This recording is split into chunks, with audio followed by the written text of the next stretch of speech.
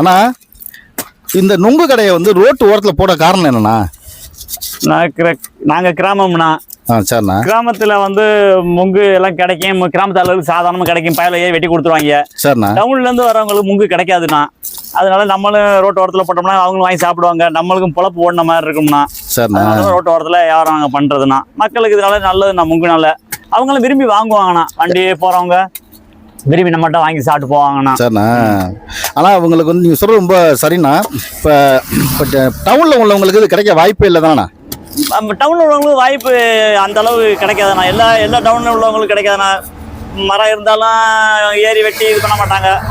அப்பப்போ கிடைச்சா ஏதோ அந்த நேரத்துக்கு வாங்கி சாப்பிட்டு போகணும்னு வாங்கிட்டு போயிடுவாங்க. கிராமத்திலோட டவுனுக்காரங்க விரும்பி வாங்குவாங்கண்ணா. அதை அதனால இது பண்ணுறோம்னா இது வந்து ஒரு சேவை பண்ணிக்கிறீங்க. சேவையாக பண்ணிட்டு இருக்கோம்னா நம்ம ஒரு தொழில் தானே அது. சரிண்ணா.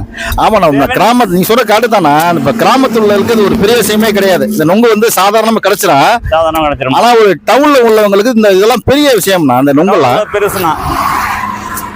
சரிண்ணா. ரொம்ப நன்றிண்ணா. ரொம்ப நன்றிண்ணா.